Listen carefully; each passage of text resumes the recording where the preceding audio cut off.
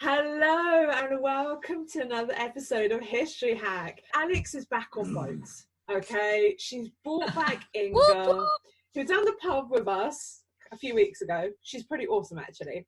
She's a project manager at the Australian National Maritime Museum and the author of a book about Harold Lowe, Titanic's fifth officer. To be fair, it's about the most famous boat in history. Boat, guys, boat. So what is there more to say? Can we just say that who played Harold Lowe, Inga, in the film? Johan Griffith. How excited are you? Yeah, just slightly. Jealous? Oh, much. Right. Well, we're here to sink, get it, just about every conspiracy theory going. But for every one you get with RMS Titanic, another one pops up. So essentially, for the next half an hour or so, Inga and I will be playing Titanic Whack-A-Mole. Save me. Summary of what it is. You think you've killed one stone dead and, like 9 spring up in its place. And we're not even going to get into the reincarnation people either. What? Maybe if there's time at the end, well, if you manage to stay awake for the whole of the conspiracy bit, we will tell you a couple of anonymised, crazy reincarnation Titanic stories. I need to know more. Okay, right, I'm going to stay awake for this now because I need to know what this is all about. I'm focused, right? Okay, let's start with the first conspiracy. Are you ready? Oh, this is going to be shit. Go on. Which one do you want to ask first? Thanks a lot. What happened to that necklace? Right. Do you know what? Did you just see the Britney Spears video? Right. Alina, let's do a quick fire shutdown on film crap, all right? There was no Jack. There was no Rose. There was no necklace. If you'd have tried to stand at the bow, you'd have been blown off the fucking ship the speed she was going. The Ford in the hold was shipped in pieces, and therefore there is no car sex for anyone. There's no running through the boiler room without getting walloped by a shovel belonging to an angry fireman, and certainly no climbing up to first class to see your bird without getting your ass whooped by someone who spent several £1,000 on a ticket and doesn't want to hang around with oiks. Right? You just broke my heart. I want to just stand at the front of that ship and just... You can, but you'll end up in the water. What? You can, but you'll end up in the water with the fake dolphins. So James Cameron just made the whole lot up. It's a lie. Look, right, no. The ship, the furnishings, he was the first person that instead of buying a rusty old piece of crap tugboat and trying to make it look like the Titanic, he built the damn Titanic, fractionally smaller, but to scale. He was obsessive. Pretty much everything is spot on to the original that he could get. Everyone else is painstakingly, he chose lookalikes to play them, and lots of more historically accurate stuff, such as the shots of the Californian, was cut. But what he did do, and he said he did it, he invented Jack and Rose so that with his main characters, he could put them anywhere at any time without people whinging, which I get. We just have a problem with them lying on a car that doesn't exist and banging. But yeah, anyway. He actually said later that his passion is deep sea. One of his great passions is deep sea exploration. So he convinced Hollywood to let him make a movie so he could dive to the wreck. Genius. Genius. And not only diving to the wreck, but diving to the wreck with more expensive cameras than anyone had ever done before. So we have some great wreck footage. I mean, because the wreck is changing all the time. And we have incredible wreck footage because of James Cameron and because he brought that Hollywood attention and that money, that budget. A cinematographer's eye too. He knew the shots he had to get and he knew how to get them, and he did, developed. Well, it's the same. He's since then he's done some very deep sea dives to the bottom of the ocean on a deep sea Challenger. Yeah. And if the technology doesn't exist, he's got the wherewithal to invent it.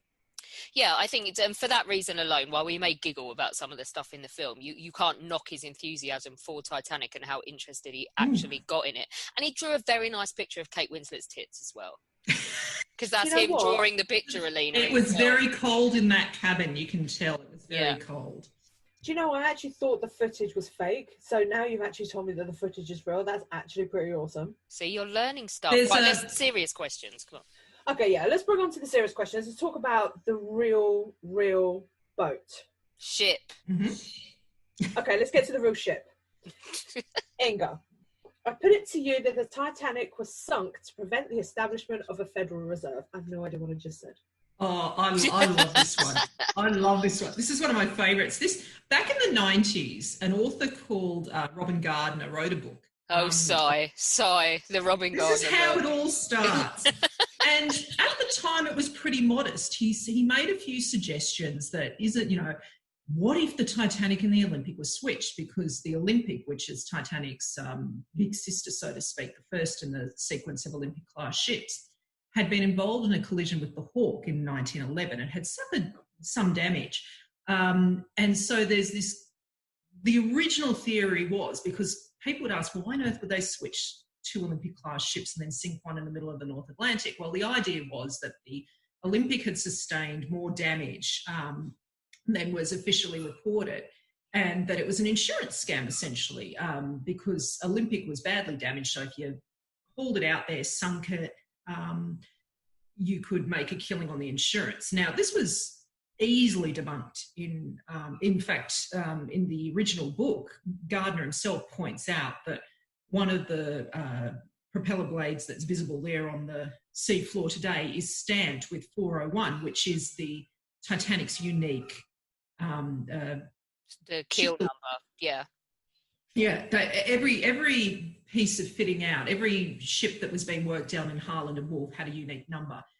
Olympic was 400, Titanic was 401. Yeah, and until you're launched, you're not known by the name, aren't you? So she would have just been keel 401 until she went in the water. Yeah.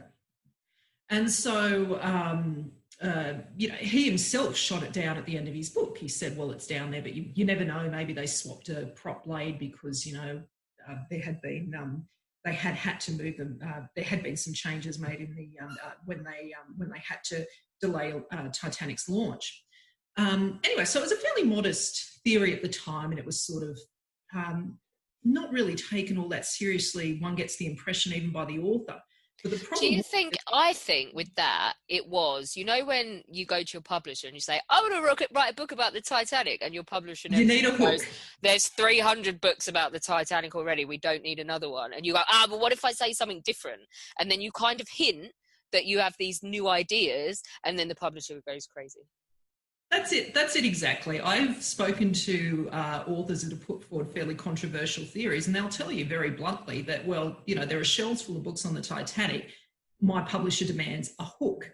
And so this was thrown in. Basically, Gardner's book is pretty much just a retelling of the Titanic story with a little bit of potential conspiracy theory thrown in. But of course, the conspiracy theory is what everyone ran with. And there weren't that many books being published in the 90s because this is pre-Cameron's movie. It took off. And so then his writing partner decided he was out of there. He vamoosed. He didn't want to publish further books on the subject, but Gardner ran with it. There's one basic flaw, though, with the idea that it was sunk as part of an insurance scam, and that is that Titanic was massively underinsured. So how do we get around this? Now, this is where we more recently, and this ties into all sorts of international, even anti-Semitic conspiracies that we're seeing emerge around, the idea of globalism and so on. Because the International Mercantile Marine was ultimately owned and controlled by JP Morgan, yes, the banker, there is nothing that people will not assume JP Morgan would do. And admittedly, we're in an age of very shady business practices. Morgan was backing the establishment of the Reserve Bank in America. And so now the theory has mutated, as these theories do, to take account every time. Like I say, it really is whack-a-mole. When you hit down one component, it just morphs. And so it has morphed from being an insurance scam to apparently it was sunk to kill 3 people on board who were opposed to the establishment of the Reserve Bank in the US. These people were very prominent first-class passengers. Benjamin Guggenheim of the Guggenheim family, Ida Strauss, and J.J. Astor. Now, we immediately started hitting obstacles with the idea. It's a very clumsy way of getting 3 people out of the way to surely sink you a just ship. pay someone to shoot them. Yeah, look, I'm not even sure. I'm not even sure in the way that the theory is proposed whether the iceberg is just a random innocent bystander, because I don't know how you arrange for an iceberg to be there in the middle of the North Maybe it was being driven by the penguins. And you convince, you managed to convince the crew yet, like the captain, most senior officers, the chief and first officer, hey guys, you're going down with the ship, but hey, you're going down in a good cause. Like, Everyone will remember your name for decades. But we get to some more problems when we look at the 3 people that have been identified as the targets of this particular conspiracy theory. Of the 3, we only know the position on the reserve bank of one of them. We don't know what Astor thought of it. Astor was not making public statements about it. We don't know what Guggenheim thought of it. We do know what Strauss thought of it. Strauss was in favour of it. So, oh no! Do you hear that? Do you hear that, people? Wait. That's the conspiracy theory being put to bed. Right, next one. Yeah. Next one. Right, Alex, this one's for you. I think Are you ready? Oh yeah, go on. Might as well. Come on. The Titanic Hit me. Clearly did not have enough lifeboats. Come on. I'm assuming this is because this is saying that she didn't have lifeboats for everybody. What she did have was more than the legal minimum that she was required. She was required, I think, to have 1,060 lifeboat spaces, and she had spaces for 1,178 people, which is not obviously the 2,200 people that were on it, but the idea that they just didn't put enough lifeboats on and they sailed illegally into the blue, not caring if people died. And what they had done as well, that not only did they have that capacity, but they had thought ahead, and it was possible to put another line of boats on the deck for 16 of these boats. They were double davits. So actually they had thought above and beyond what was required of them. Obviously we know that after Titanic, they changed the law so that there has to be a space for every damn person on the boat. But White Star Line broke no laws, did they, Ing? No, they didn't. They were only required by the Border Trade regulations to have 16 boats. I mean, the regulations were decades out of step with the progress of shipbuilding. You look at the first decade of the 20th century, and shipbuilding was, you had the race with the dreadnoughts in naval architecture, and in terms of liners, the liners were just leapfrogging each other in terms of size. And rather than tying the lifeboat capacity to the passenger capacity, it was simply tied to tonnage. And so it was every vessel over, I think the tonnage was 10,000 was required to have 16 lifeboats.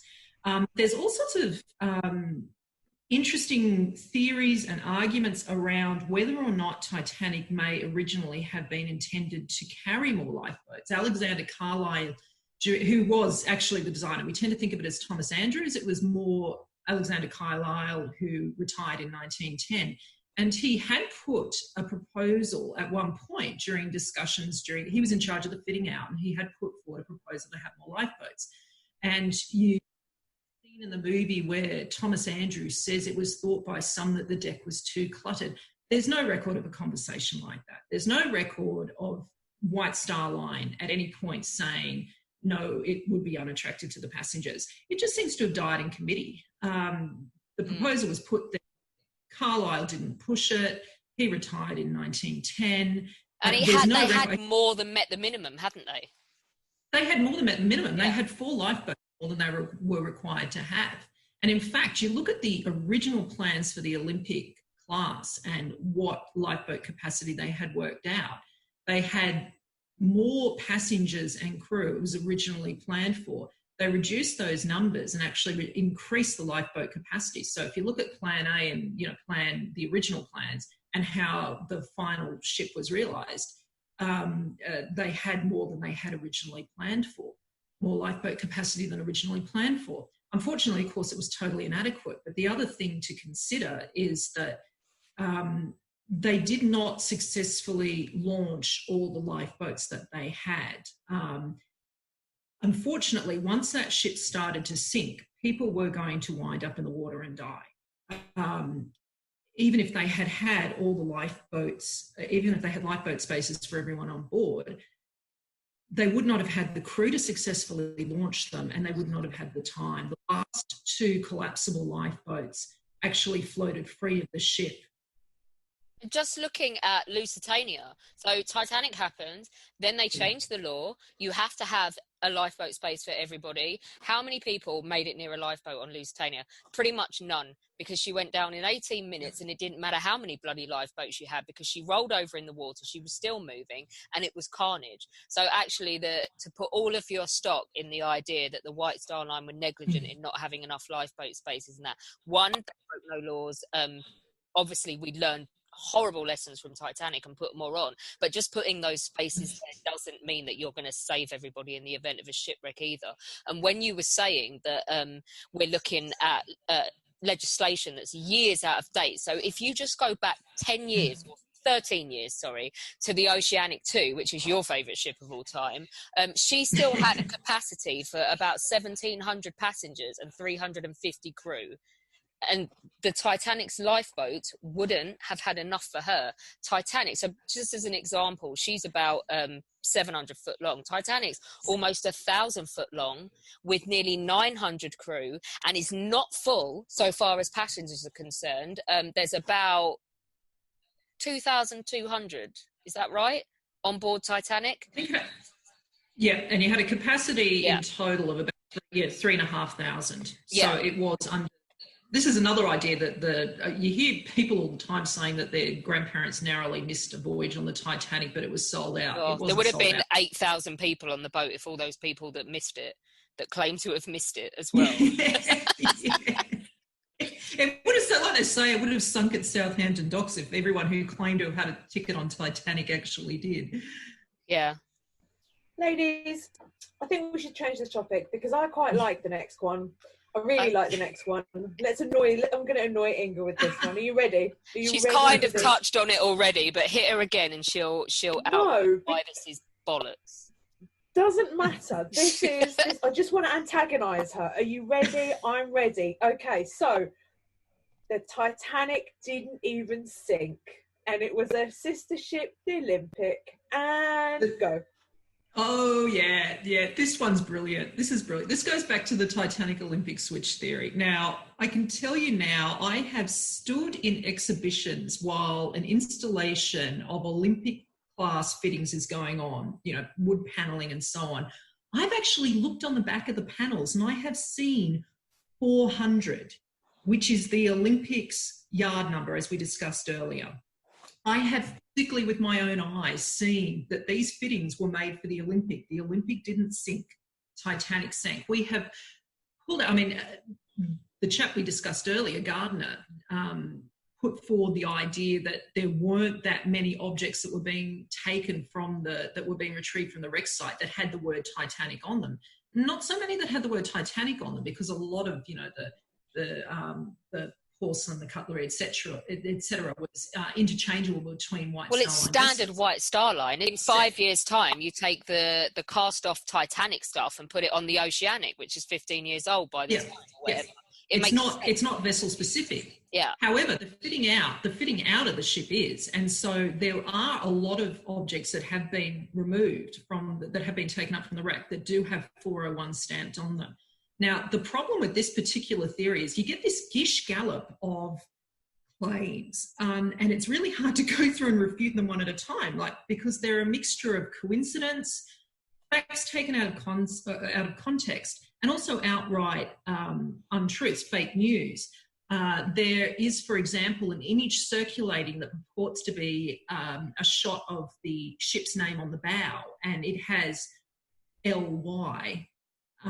Suggesting that it's the Olympic there, and that somehow they covered up the name and that had rotted off and the original name was below it.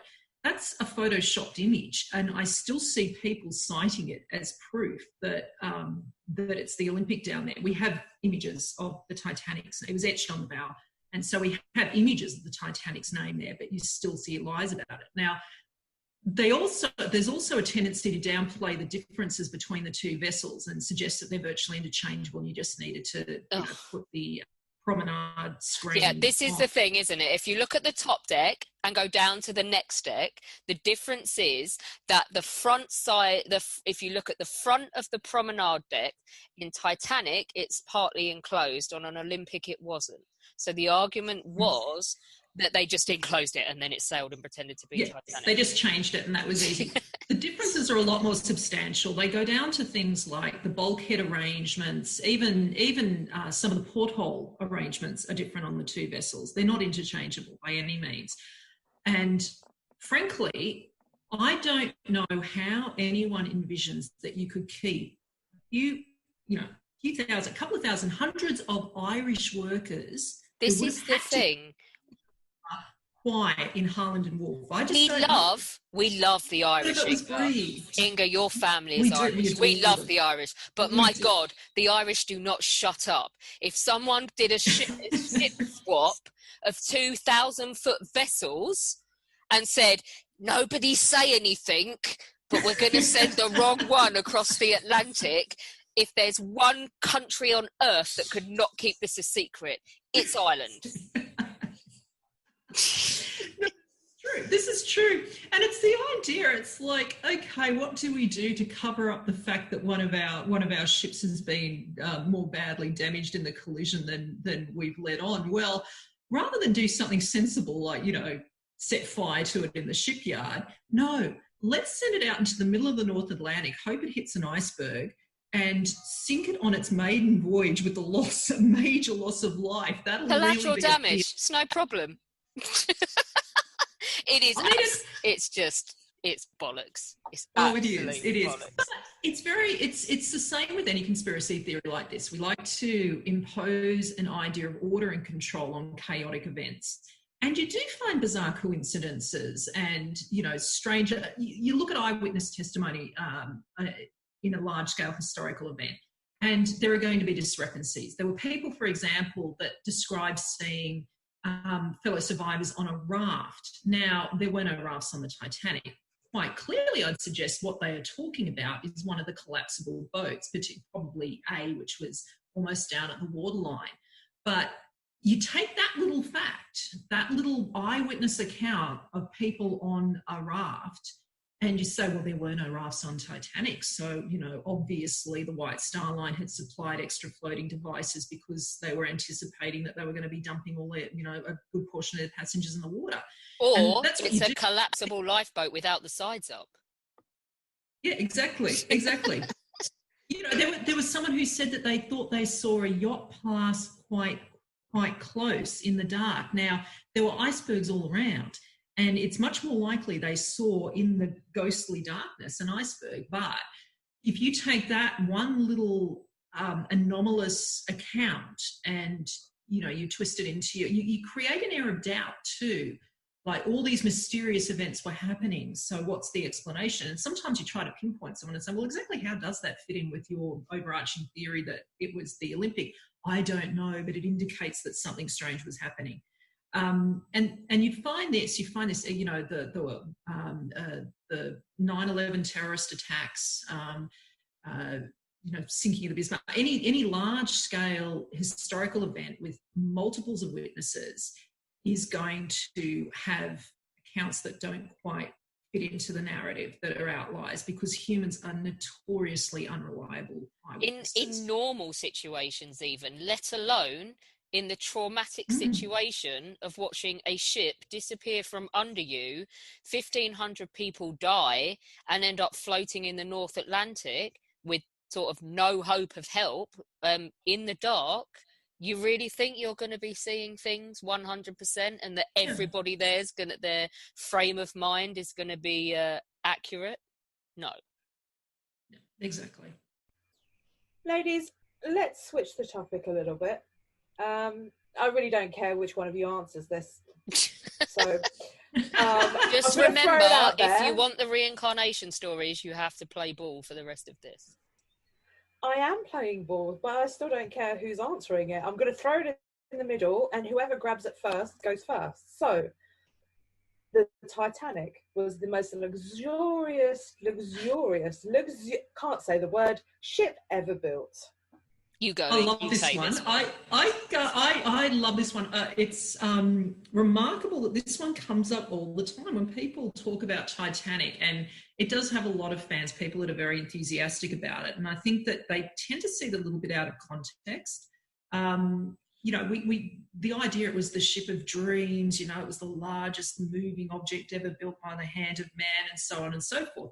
And some of that is true for one particular moment in time. But even Titanic's crew were aware of the fact that there were already, the Imperator, for example, was being built in Germany, which was going to exceed the Titanic in length, mainly because they had put a giant eagle on the front of it as a figurehead. But they knew that its moment there was, well, it was only going to last as long as before the sister ship, the Britannic, had been built. Now, in terms of size, Titanic's a bit shy of 1,000 feet, about 882 feet, which is approximately 268 metres. The largest passenger ship today, which is a cruise ship, the Symphony of the Seas, has a length of 361 metres. You compare their gross registered tonnage, you know, Titanic's just over 46,000 gross registered tonnage. Symphony of the Seas is nearly 230. Just in terms of sheer size, since the 90s, a lot of the cruise ships have been in excess of 100,000 tonnes. Titanic today would not even be a medium-sized ship, a medium-sized passenger ship. It would be quite modest by contemporary standards.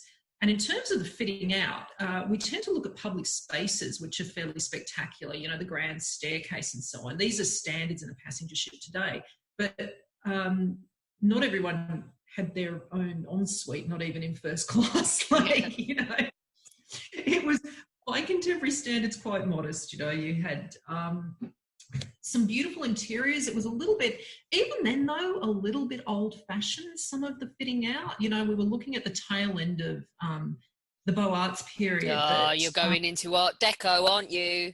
I was about to say, it was on the horizon. Its arrival might have been slightly delayed by World War One, but yeah, it was already even, there were critics at the time, people that looked at, and I'm not just singling out Titanic, a lot of interior design critics at the time were looking at how ships were being fitted out, and they thought it was a little bit ridiculous. And it was a bit of a mishmash of styles, you know, Louis Couture's and other Beaux Arts popular styles.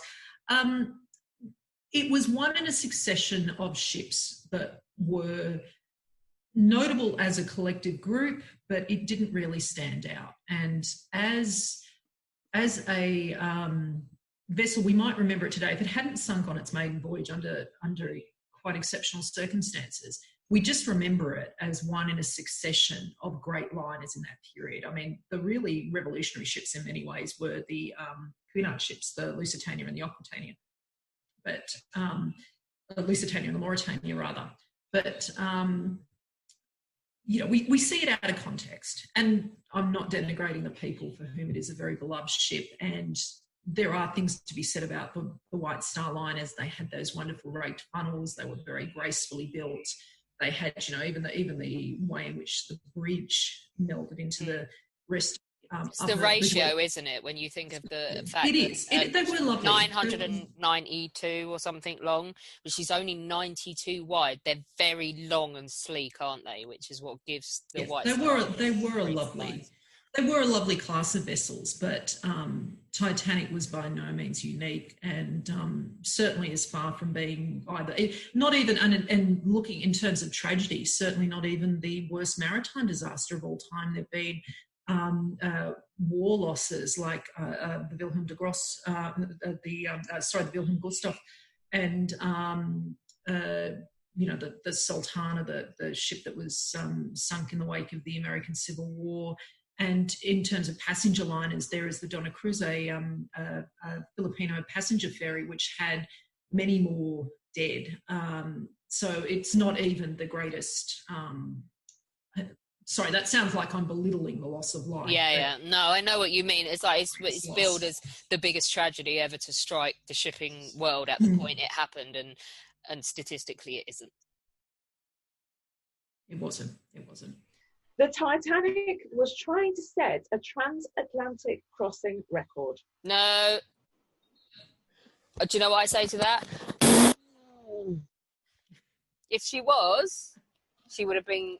to set the transatlantic crossing record and take the blue ribbon from the Mauritania, which had it at the time, you would need to sail in the region of 27 knots, 26, 27 knots, right? Titanic was like chugging along at 22. She didn't. Then you get into the whole should she have slowed down for the iceberg and that. For this purposes, it doesn't matter. If he was trying to break the speed record, then he would have been going faster than 22 through the ice. So if he's going through 22 in the ice and he doesn't give a damn about hitting the ice, then he's not going anywhere near fast enough to break that record. So clearly he's not, because he'd just put his foot down even more, wouldn't he? And do 25, 26. And there's a difference between trying to break the speed record and this controversy about whether Smith was trying to surprise everybody by getting to New York early, isn't it, Ing? Yeah, that one goes on because it had happened before. They tended to try and avoid Tuesday night arrivals. It was due in on Wednesday. They tended to avoid Tuesday night arrivals, but it had happened. It wasn't unprecedented. Possibly trying to beat the Olympics maiden voyage time, and the Olympics maiden voyage time hadn't been particularly outstandingly impressive. It was more a question, not so much because as you say, the blue ribbon was never in contention for Titanic. And she wasn't even built for it. None of the Olympic class. Yeah, not built for White it. Star Line threw their hands up, didn't they, and said, "Look, we can't do them for speed, so we're just going to do them for luxury." They did the economics, but there was, however, to maintain the timetable, and that was where the pressure comes in. They were expected to make a very timely crossing, and the Atlantic was a very hazardous route. You had not only fog, you also had a lot of derelicts, which are abandoned ships. Some of them were sinking or were floating almost at the waterline, and you can imagine, like today, you have shipping containers that have fallen overboard. And back then, you had what we still do today. You have vessels that have sunk to the waterline, and you can't see them; they're an almost invisible hazard. So you have that, you have fog, and you have icebergs, and you have obviously heavy seas too. So against the fact you're looking at a very hazardous route, you also have a lot of very high-powered businessmen and people that expect to have a very timely turnaround. They expect to be able to get into Southampton or get into New York according to a set timetable. And so there was a lot of pressure to adhere to that. If you advertised a sailing passage, you adhere to it. And there was a tremendous pressure on the officers and crews of these ships to stick to that. So there certainly was a time pressure, but it's not the time pressure of the competition. It's not. And also as well, I have never, ever been satisfied with the explanation that some millionaire can push Smith to do something that he doesn't believe is safe. This man is 60 years old. He is the best they have. He takes out every new ship White Star Line put out. He is trusted. He is experienced. He's dealt with many a belligerent millionaire, billionaire, whatever, in his time. And I fail to believe, I don't know about you, Inga, in the maiden voyage of the Titanic, which was just he was on obviously maiden voyage of the Olympic as well. I just fail to believe on that voyage he suddenly bowed down and collapsed under the pressure of passengers to carry on going too fast through icebergs. I certainly don't necessarily think that Ismay, who was the person who was accused of having pressured Smith, would have had that power. I think these conversations did take place, but we know we have Elizabeth Lyons who said that there was some sort of conversation that took place between Ismay and Smith in which he was talking about beating the Olympics maiden voyage time. Whether that amounted to pressure or whether it was a conversation or a discussion, I just don't think we've got the information on. No. I don't think in terms of either of them actually putting the pieces together and realising the danger. Ismay, as the no longer the owner, but certainly representative of the White Star Line, whether he would have, I don't think he would have attempted to exert that power. He might have had subtly pressured Smith, or not so subtly pressured Smith. I mean, we get fragments. We get certain fragments from eyewitnesses. And, of course, the eyewitnesses themselves were interpreting what they had seen in light of the disaster too. So I'm going to say I'm open to the idea that there was some pressure, even if not overt, that was exerted on Smith, but certainly not in terms of overriding Smith's command. Yeah. What do you both think of telling the future?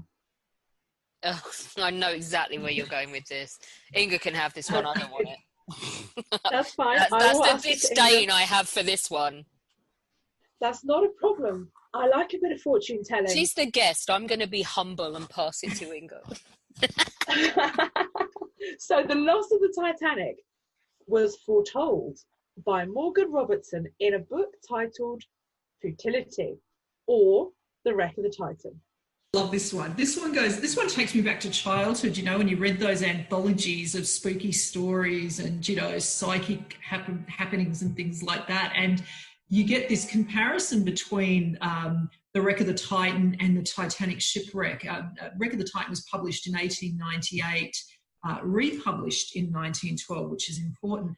And the ship's name is the Titan. It was often presented with a chart, you know, the ship's name is the Titan.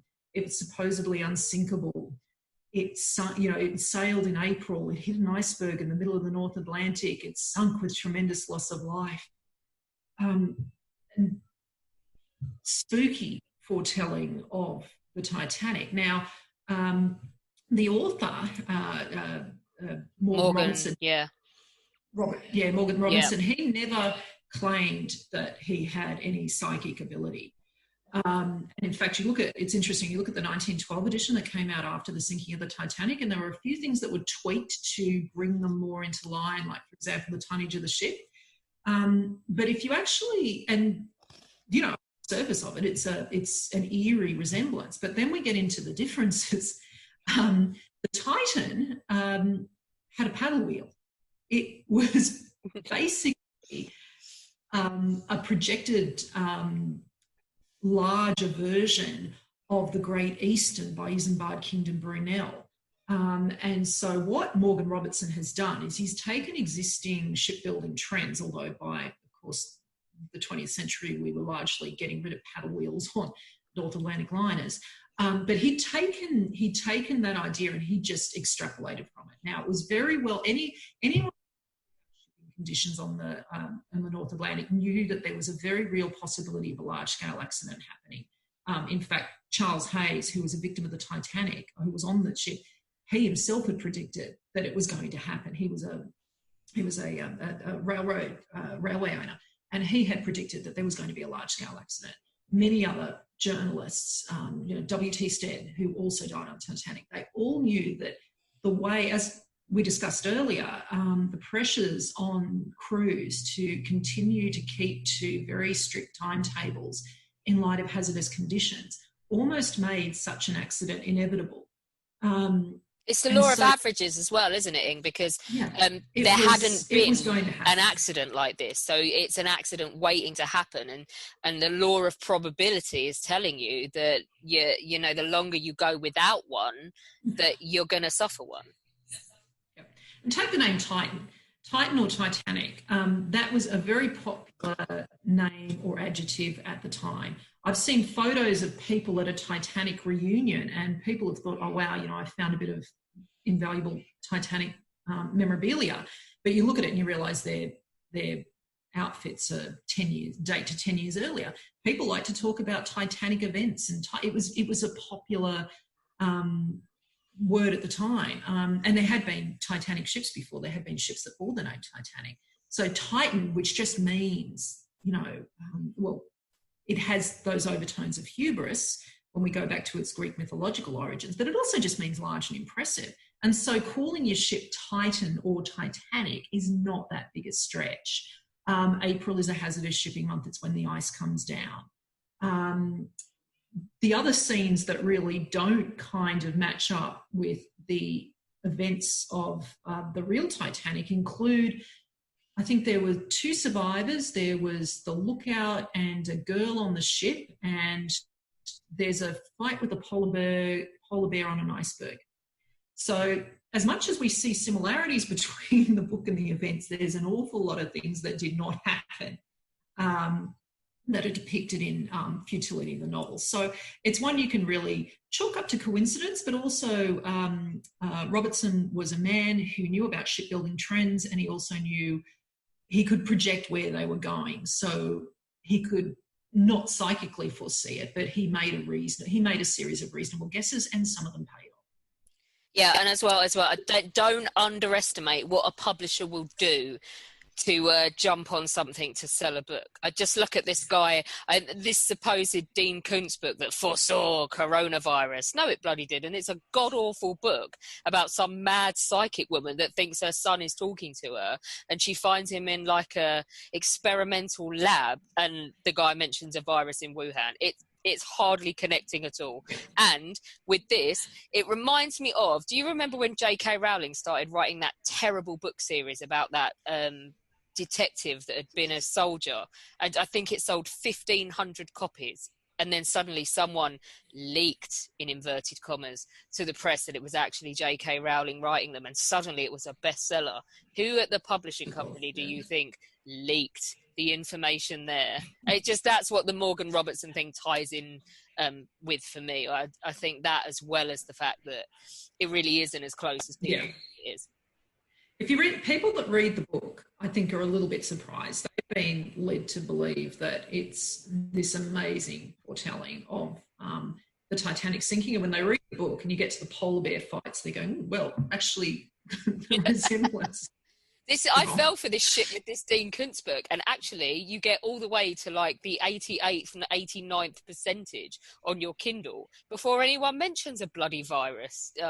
I was annoyed. Yeah, I was glad it only cost 99p, because it's a terrible book. Don't buy it, people. I was about to say, the best 99p you've ever spent. Yeah, he doesn't care. He's minted. He's mega rich. He doesn't care that I don't like his book, but it's terrible. Let's hope people don't go out and buy it. Right, last one, ladies. Lucky, I don't care. One of you wants to take this, take it. But tell me, I don't even know why I'm asking this. I don't know what this is about an officer that committed suicide. Right, okay. Just a background for listeners. This is the bit in the film where the Scottish guy shoots himself in the head. For the record, James Cameron had to pay compensation to said Scottish guy's family after the film came out. I heard, Ing, that it was 1,500 quid. He didn't have to do it. But he gave them, in a film that grossed $2 billion, he gave them £1,500 to go away. But he did not make this up. He didn't make it up, did he, Inga? He didn't. It was this is one of the. This again, we can't definitively say whether this is fact or fiction. There are certainly contemporaneous accounts from Titanic that indicate that an officer committed suicide. But the problem is, a lot of these come from people that were in no. When you start to examine it, you look at it. I have a good mate, Bill Warmstead, who has a wonderful site where he's collected all the accounts that he can possibly find that suggest an officer shot himself. Whenever I find a new one, I send it on to him. And when you look at them, you realise that a lot of them are from people that were well away in lifeboats, or they're unnamed sources, so it's very it's very dubious. There are, however, just take with clothes. You don't know. There are outfits being worn by other crew members that could easily be construed by a novice / passenger as being a ship's officer when they're not. That's one thing, isn't it? Well, we know that we do know that guns were fired. We know that Harold Lowe fired a gun in the after quarter when they were launching boat 14, which he left in. Which he does in the film as well. He faithfully recreates which he does in the film. Yep. And we also know that when they were getting to the very last of the boats, the collapsibles, we know that there was, even though Lightoller, who was the senior surviving officer, gave contradictory accounts. We know that guns were fired. We also know that guns were issued to the senior officers, Webley revolvers. We know they were fired, but of course, when you get to the confusion at the end, we don't know whether, number one, anyone stood in the way of those last bullets, and number two, whether an officer turned a gun on himself. We have two accounts of named people who were in the right place and who did repeat their claim that an officer shot himself. Unfortunately, even those don't necessarily match up. For example, one of them, you have him seeing an officer shoot himself, and then he goes off, he goes below, he does a few other things, then he comes back and he leaves the ship and is picked up. The only problem with all of that is that you wouldn't have time to do what he does in the sequence he describes after an officer shoots himself.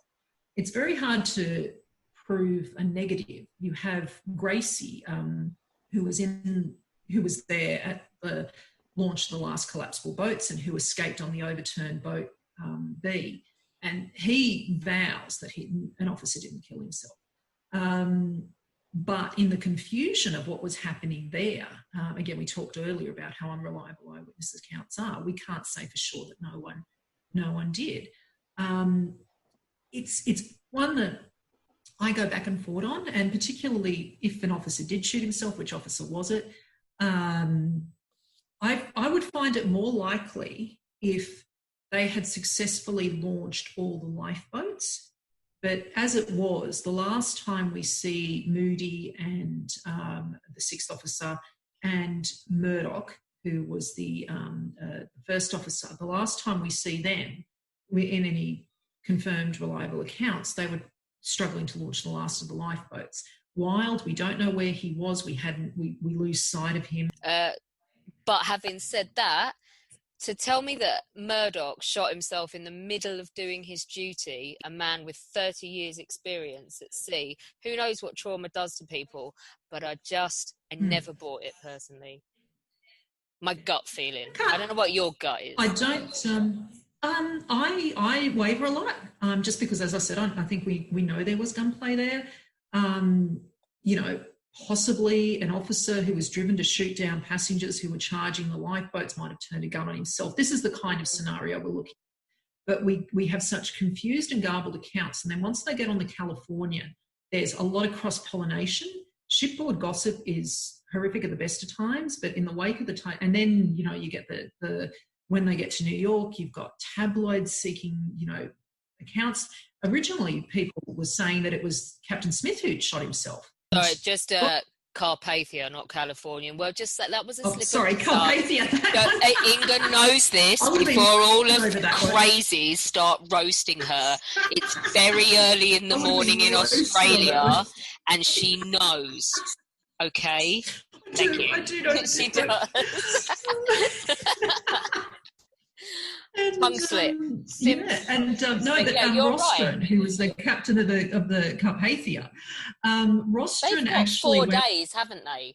4 days to do nothing and talk amongst people themselves. Are talking, and it became so prevalent that Rostron actually issued a statement before he sailed again after having given his testimony in America. Before he sailed again, he made a very specific statement to the press saying, look, I wish you'd watch these stories that Smith committed suicide. And, I spoke to several crewmen who said he made it to one of the boats but didn't have the strength to hold on. And so, you had these, originally the story was sort of Smith and then it mutated. And the problem is there's a confusion between the ranks of the chief and the first officer. So because there had been a last-minute reshuffle of the officers before they sailed from Southampton. So you get people talking about a chief officer or a first officer, and we can't be entirely sure they even know who they're talking about. So, look, I'm open on it. I'm slightly inclined to no because, as I said, I just feel that it would be more likely to have happened if all the lifeboats had been launched, but they were still working on them. But I'm not going to rule it out. Alina, are you sold on any of this? Yeah, kind of makes a little bit of sense. I'm a little bit gutted about the necklace and the film and Jack and Alice. No, wait, what's her name? Jack and Rose. I don't know. Rose. That's the one, Rose. Anyway, I really got to rewatch this film because I can't remember anything. But you guys made some really good points, except a couple of things I didn't get, like knots and boat stuff. Sorry, ship stuff. But otherwise, it's good. It's good. All right, as your reward, oh yeah, there was a mad woman somewhere in America who thought that because she didn't like sitting in a bath full of cold water, who does, that she was she went, well, I don't like cold water. It makes me feel uncomfortable. Therefore, I believe that I am third-class passenger Rosa Rabbit of the Titanic. And when I say that she didn't just say that once, she plugged it to death in the worst possible carnation of the English language you can ever imagine. She was one of the ones you actually thought, wow, there actually needs to be some medical attention here. But there was also, we had Bruce Ismay, didn't we? That one, she used to have Bruce Ismay, who had incredibly detailed, I used to love it, you had incredibly detailed accounts of conversations that took place on Titanic. Anything he couldn't prove, but the moment you asked them, Lightoller. So Lightoller, can you name any of the vessels you served in during your years on the East African run with the Elder Dempster line? Like just one ship? Not a ship. But they could recall in great detail conversations they'd had with Bruce Ismay. I like the one that thought they were Bruce Ismay. And you'll remember, Alina, that Brian Hawley was on when Inga was down the pub with us and we were talking about how you can go on the Queen Mary. She used to randomly start clinging to items of furniture on the Queen Mary, which of course postdates the Titanic by quite a long time, and start having flashbacks. Oh, God. Well, Alina's face right now is a picture.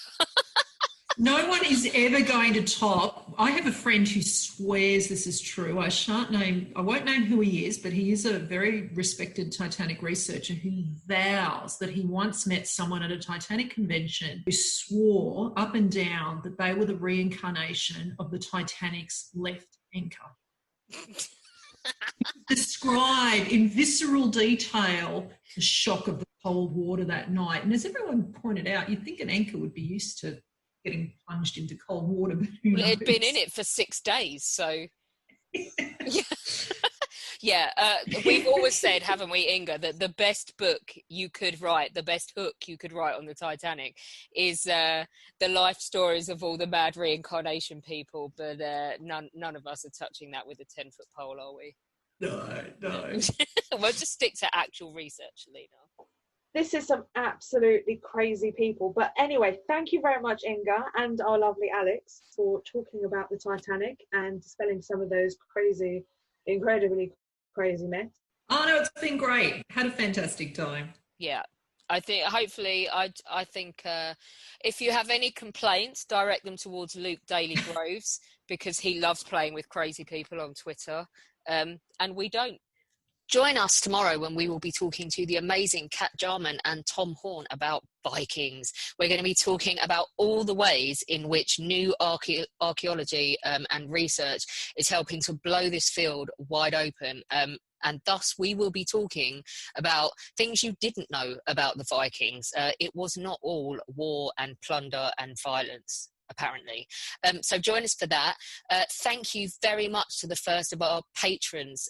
Thank you, Allegra Jordan and Matilde and Vincent and David Evans, Jonathan Saunders, Linda Fahy and Sam Fisher, all for supporting us and helping to ensure that we can hopefully keep this podcast going after Corona lockdown. We still need your questions for The Chosen Men. Sharp Part 2 of our reunion is coming up. Anything you want to know from Jason Selke, Lyndon Davies and John Tams and the rest of the guys, please do let us know, because we will be recording with them very soon. We're also still looking for your questions for our Band of Brothers reunion. Okay, so we have one show with the Easy Kids. That's the descendants of the people that fought and were immortalized in Band of Brothers. We have a show with the cast of Band of Brothers. We've announced a dozen actors already, and there's still more exciting news to come on that front. And we will also be holding a history-based show based on the events that made the story and what actually happened. And we're thrilled that we're going to have James Holland with us for that one, and we're going to have Peter Caddick Adams and Paul Woodage. So any questions you've got about the actual events that transpired around the 506 and Easy Company, do let us know. Until then, stay safe. If you possibly can, stay at home. This is Nighthawk signing off.